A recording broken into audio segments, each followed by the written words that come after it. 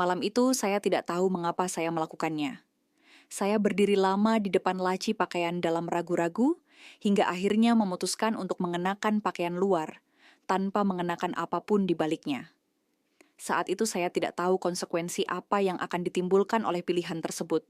Hari itu hujan turun deras dan hanya ada saya dan Pak Handoko di rumah.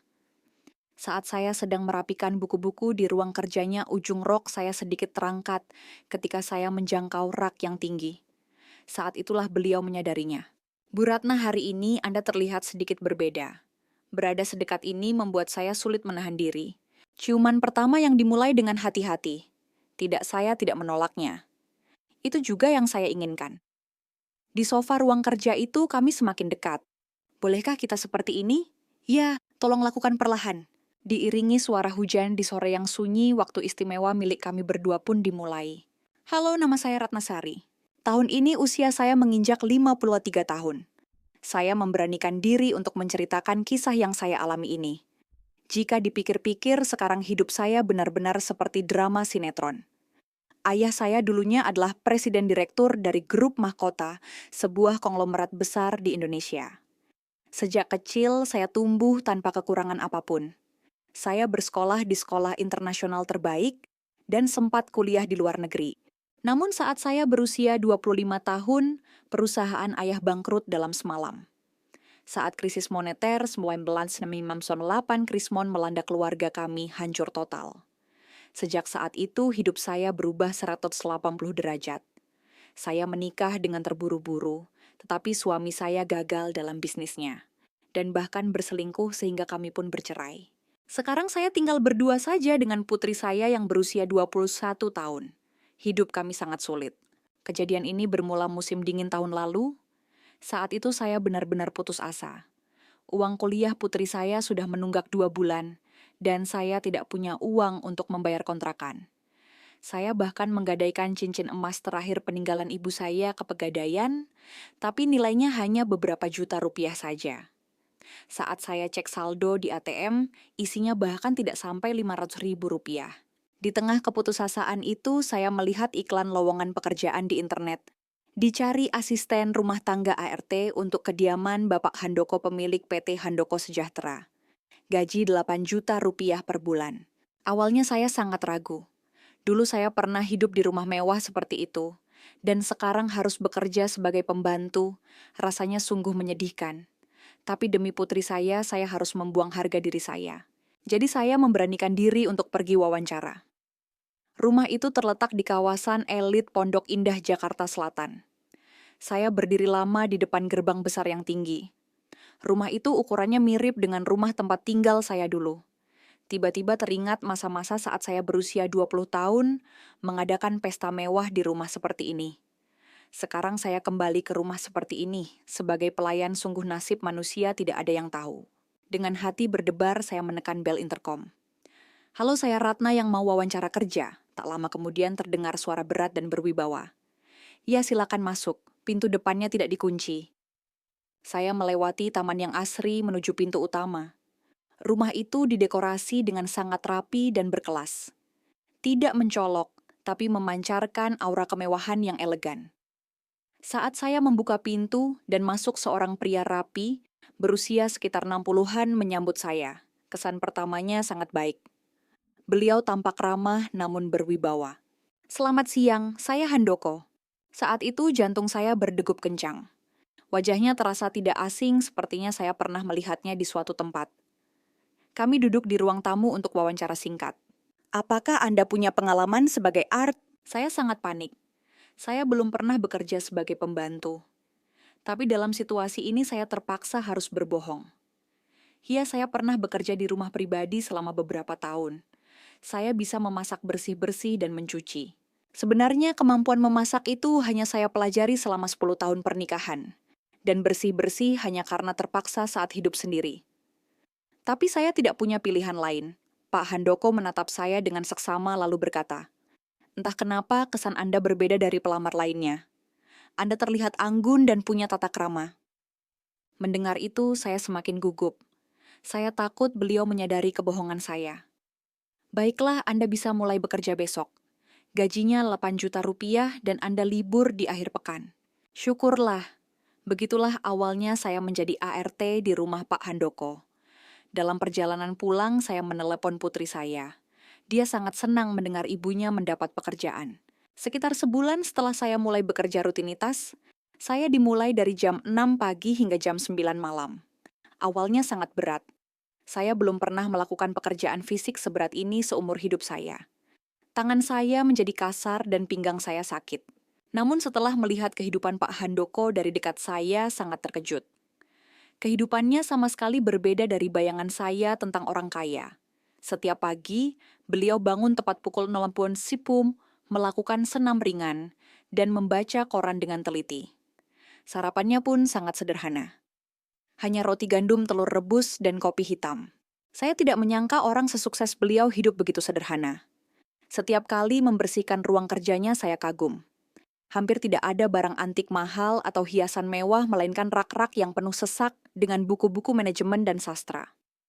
Melihat judul-judul bukunya, sepertinya beliau orang yang sangat rajin belajar. Beliau benar-benar orang yang sukses karena kemampuan sendiri, pikir saya. Pak Handoko sepertinya juga sering mengamati saya. Beliau sering menatap saya dengan ekspresi bahwa saya berbeda dari ART biasanya. Suatu hari saya melakukan kesalahan. Saat sedang merapikan cangkir teh untuk tamu, tanpa sadar saya bergumam. "Cangkir ini buatan Wedgwood Inggris ya? Motifnya indah sekali." Pak Handoko terkejut dan menatap saya. "Bagaimana Anda tahu merek semacam ini?" Seketika saya panik dan mencari alasan. Saya pernah melihatnya di majalah gaya hidup dulu. Tapi melihat ekspresi curiga Pak Handoko, sepertinya saya sudah terlalu banyak bicara. Sejak itu saya berusaha lebih berhati-hati. Namun anehnya bayangan Pak Handoko mulai terus muncul di pikiran saya. Awalnya hanya sebagai majikan, tapi lama-kelamaan saya mulai tertarik padanya sebagai seorang pria. Sosoknya yang tulus dan rendah hati terlihat sangat menawan. Dan entah kenapa ada rasa familiar yang tak bisa dijelaskan. Memasuki musim hujan, Pak Handoko jatuh sakit. Hari itu beliau pulang lebih awal dari biasanya dan berbaring di sofa sambil batuk-batuk. Wajahnya memerah dan badannya demam. Melihatnya seperti itu, hati saya merasa iba. "Pak Bapak baik-baik saja, sebaiknya Bapak ke dokter." Pak Handoko melambaikan tangannya. "Tidak apa-apa, cuman flu biasa." Tapi saya tidak tega membiarkannya. Saya pergi ke apotek membelikan obat penurun panas, lalu ke dapur membuatkan bubur ayam dengan penuh perhatian. Persis seperti resep yang dulu sering dibuatkan ibu saya saat saya sakit waktu kecil. Saya merebus ayam hingga kaldunya keluar membuang lemaknya, lalu memasak berasnya perlahan hingga lembut. Terakhir saya tambahkan irisan daun bawang dan telur kocok. Sudah lama sekali saya tidak membuat bubur ini, tapi ternyata saya tidak lupa caranya. Saya menyajikan bubur itu dalam mangkuk dan membawanya ke Pak Handoko. "Silakan dicicipi, Pak. Untuk flu bubur seperti ini paling baik." Pak Handoko menyuap 1 sendok dan tiba-tiba terkejut. "Rasa ini, sudah lama sekali saya tidak merasakannya. Rasanya persis seperti bubur buatan ibu saya dulu." Mata beliau tampak berkaca-kaca. "Bagaimana Anda bisa membuatnya seenak ini?" Hati saya ikut menghangat. Ibu saya yang mengajarkan resep ini. Beliau bilang kalau sakit bubur ini obat terbaik. Sebenarnya ibu saya adalah istri pemilik grup mahkota, tapi beliau wanita yang lembut dan suka memasak sendiri. Saya ingat beliau selalu membuatkan bubur ini setiap kali saya sakit. Setelah menghabiskan buburnya, Pak Handoko berkata, "Terima kasih banyak. Sudah lama sekali saya tidak merasakan perhatian setulus ini." Sejak saat itulah saya mulai lebih memperhatikan Pak Handoko. Saya sering merasa kasihan melihatnya bekerja hingga larut malam di ruang kerja.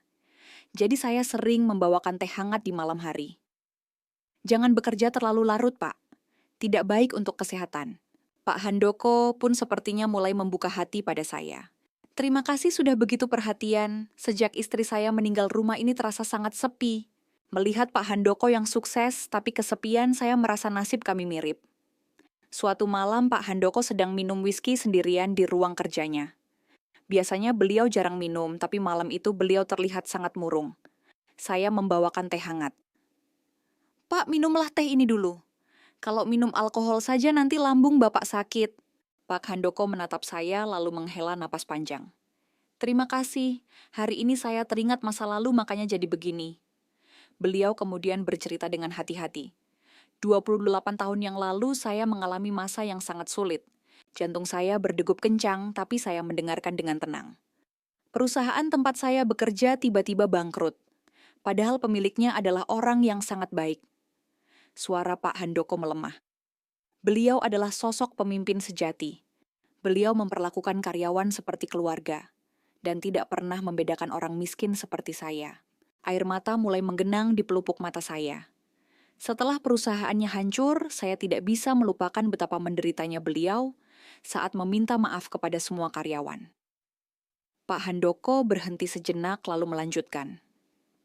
Berkat beliau saya bisa sampai di titik ini. Makanya kadang saya jadi mengenang masa lalu. Saya memberanikan diri untuk bicara. Saya juga dulu pernah punya masa-masa indah. Pak Handoko mengangkat wajahnya menatap saya. Masa-masa seperti apa?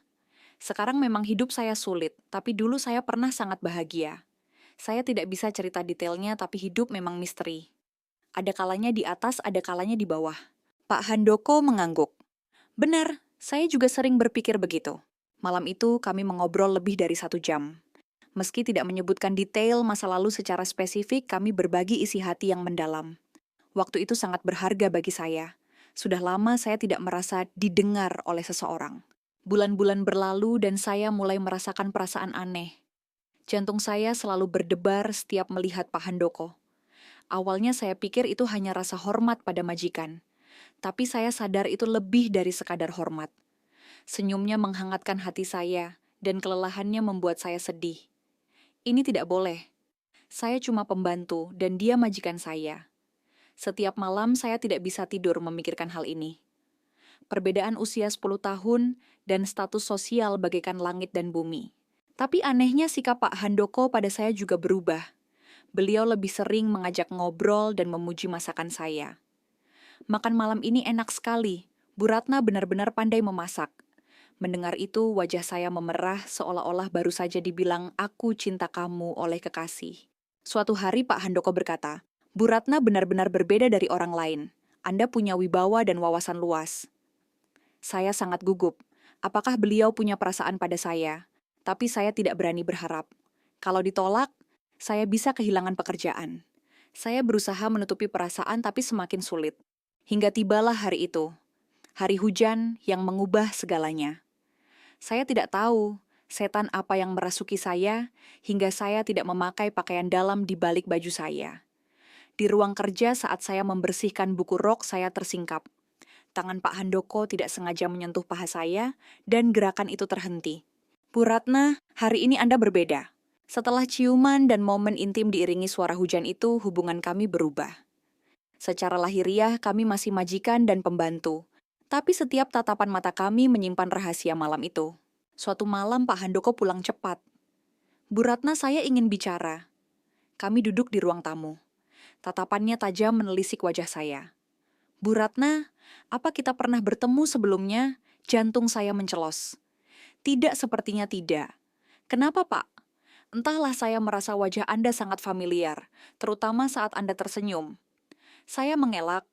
Mungkin cuma mirip orang lain. Tapi sejak hari itu Pak Handoko terlihat curiga. Beliau sering bertanya tentang hal-hal kecil. Saya pun sebenarnya merasakan hal yang sama. Cara bicaranya, kebiasaannya memejamkan mata saat berpikir semuanya terasa familiar. Apakah beliau salah satu karyawan ayah saya dulu? Suatu hari beliau bergumam pelan pemilik grup mahkota, dulu benar-benar orang hebat. Jantung saya serasa berhenti. Itu perusahaan ayah saya. Apakah beliau mengingat ayah saya? Saya terus bertanya-tanya, apakah Pak Handoko ini adalah karyawan muda yang dulu dikenal pendiam dan rajin di kantor ayah?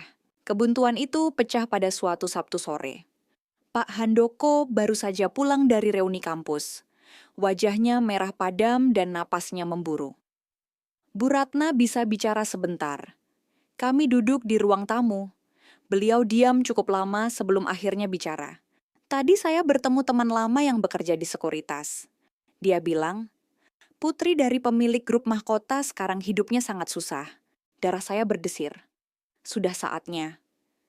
Jadi saya mau tanya untuk memastikan, siapa nama lengkap ayah Anda? Mata Pak Handoko menatap lurus ke arah saya. Saya tahu beliau sudah menduga semuanya. Bapak sudah mengenalinya ya? Suara saya bergetar. Pak Handoko menghela napas panjang. Ternyata benar. 28 tahun lalu saat Anda sering main ke kantor, ayah Anda masih gadis muda. Suaranya penuh emosi campur aduk. Kaget, sedih, dan merasa bersalah. Saya pun jujur. Ya Pak, saya Ratna Sari Putri dari pemilik grup mahkota. Dan Bapak adalah Pak Handoko yang dulu bekerja di perusahaan ayah saya kan? Beliau mengangguk pelan. Benar, saya tidak pernah bermimpi kejadian seperti ini akan terjadi. Keheningan melanda. Hubungan majikan dan bawahan di masa lalu kini terbalik total di masa kini. Sungguh ironis. Pak Handoko berkata, Ratna, pasti berat sekali hidupmu selama ini. Air mata saya tumpah. Semua penderitaan selama 28 tahun terasa menyeruak keluar. Saya menceritakan semuanya. Kebangkrutan, perceraian, hingga kemiskinan yang saya alami. Pak Handoko mendengarkan dengan sedih. Saya melihat sendiri betapa menderitanya ayahmu saat itu. Beliau orang yang sangat baik. Ayah meninggal tak lama setelah bangkrut karena stres dan rasa bersalah, kata saya. Wajah Pak Handoko berubah sedih. Maafkan saya, seandainya saya bisa membantu lebih banyak waktu itu. Tidak, Pak. Itu bukan salah siapa-siapa. Saya bertanya bagaimana beliau bisa sukses. Pak Handoko bercerita bahwa setelah perusahaan ayah saya bangkrut, beliau memulai usaha kecil-kecilan dengan memegang teguh filosofi bisnis yang diajarkan ayah saya, hingga akhirnya menjadi PT Handoko Sejahtera yang besar ini. Saya tidak menyangka kita akan bertemu lagi seperti ini, kata Pak Handoko. Apalagi sampai melibatkan perasaan seperti ini. Saya pun bingung. Lalu bagaimana sekarang, Pak? Saya juga tidak tahu. Situasi ini terlalu mengejutkan. Hari-hari berikutnya terasa canggung. Pak Handoko menjadi sangat sungkan. Bu Ratna tidak usah pakai bahasa terlalu formal. Dulu kan saya bawahan ayah Anda. Tidak bisa, Pak. Sekarang Bapak adalah majikan saya. Kami sama-sama bingung. Apakah perasaan cinta ini benar atau hanya nostalgia? Tapi saya sadar kehangatan yang saya rasakan dari Pak Handoko adalah nyata. Saya mencintai Pak Handoko yang sekarang bukan mantan karyawan ayah saya. Pak Handoko juga berkata, saya bingung. Dulu saya sangat menghormati ayah Anda, tidak sangka sekarang saya jatuh cinta pada putrinya. Masalah besar muncul ketika anak sulung Pak Handoko Aditya datang berkunjung di hari Minggu. Dia menatap saya dengan tajam. Siapa nama ART ini ya? Bu Ratna Sari. Kenapa wajah Aditya berubah? Jangan-jangan dia putri pemilik grup mahkota yang bangkrut itu. Saya terpaku. Ayah, benarkah? Dia ini anak konglomerat yang jatuh miskin itu. Suara Aditya meninggi. Apa-apaan ini ayah mempekerjakan anak mantan bos ayah jadi pembantu. Lalu dia melanjutkan dengan nada sinis. Jangan bilang ayah ada hubungan khusus dengan dia. Pak Handoko membentak, Aditya, jaga bicaramu. Bu Ratna adalah orang yang ayah hormati. Ayah, sadarlah ibu baru meninggal beberapa tahun masa ayah pacaran sama pembantu. Saya tidak tahan lagi. Maaf, saya permisi dulu. Saya lari keluar rumah sambil menangis. Situasi ini terlalu menyakitkan. Kabar ini menyebar ke putri kedua Lestari. Reaksinya lebih keras. Ayah, aku kecewa. Apa perempuan dari keluarga bangkrut itu cuma mau manfaatin uang ayah? Gosip juga menyebar di kalangan teman-teman Pak Handoko. Anak konglomerat bangkrut mengejar mantan karyawan ayahnya demi uang. Saya tidak kuat lagi. Saya memutuskan untuk berhenti. Pak, sebaiknya saya keluar saja. Saya tidak mau merusak hubungan Bapak dengan anak-anak dan nama baik Bapak. Pak Handoko memegang tangan saya. Jangan bicara begitu. Saya yang akan mengatasinya. Tidak, Pak. Kita beda dunia. Sejak awal ini cinta yang mustahil. Saya mulai mencari kerja lain dan menulis surat pengunduran diri. Saat sedang menulis surat, Pak Handoko mengetuk pintu kamar saya. Bu Ratna, ayo bicara sebentar. Wajahnya terlihat sangat bertekad. Dia menggenggam tangan saya erat-erat. Saya sudah memutuskan. Tidak peduli apa kata orang, tidak peduli anak-anak menentang saya, tidak bisa melepaskan kamu. Tapi Pak, kenyataan apa? Masa lalu tidak penting. Yang ada di depan saya sekarang adalah Ratna Sari, wanita yang saya cintai. Dulu mungkin kamu putri bos saya, sekarang mungkin kamu ART saya. Tapi itu cuma label. Yang penting adalah perasaan kita. Air mata saya menetes. Saya juga tidak mau kehilangan Bapak. Saya sadar cinta tidak mengenal status. Malam itu kami bicara panjang lebar tentang masa depan. Apa kita bisa melaluinya? Tanya saya. Tentu saja, mungkin butuh waktu tapi mereka pasti akan mengerti. Sejak saat itu kami berjuang bersama. Awalnya Aditya dan Lestari menentang keras. Tapi melihat keteguhan ayahnya dan betapa bahagianya beliau saat bersama saya, hati mereka perlahan luluh. Ayah kelihatan sangat bahagia sekarang. Sejak ibu meninggal baru kali ini ayah tertawa lepas kata Aditya suatu hari. Lestari pun akhirnya menerima. Tolong jaga ayah ya tante. Teman-teman lama Pak Handoko. Yang awalnya mencibir akhirnya malah mendukung kami. Masa lalu ya masa lalu, yang penting sekarang bahagia. Musim semi tahun lalu kami melangsungkan pernikahan sederhana. Tidak mewah tapi penuh kehangatan. Putri saya Sinta juga sangat bahagia. Aku belum pernah lihat ibu sebahagia ini. Sekarang saya hidup bahagia bersama suami saya Pak Handoko. Kadang suami saya bercanda, "Kamu lebih cantik sekarang daripada 28 tahun lalu saat jadi putri bos." Saya menjawab, kebahagiaan sekarang jauh lebih berharga daripada kekayaan masa lalu. Hidup memang penuh kejutan. Dari majikan dan bawahan menjadi sepasang suami istri yang setara. Jika ada pendengar yang sedang merasa putus asa, jangan menyerah. Hidup selalu memberi kesempatan kedua. Asal kita punya keberanian untuk tidak melepaskannya. Saya sangat beruntung menemukan cinta sejati di babak kedua kehidupan saya. Kalian pun pasti bisa. Terima kasih sudah mendengarkan kisah saya. Semoga kalian semua bahagia. Kisah ini sampai di sini. Jika kalian menyukainya, jangan lupa subscribe, like, dan tinggalkan komentar kalian. Terima kasih.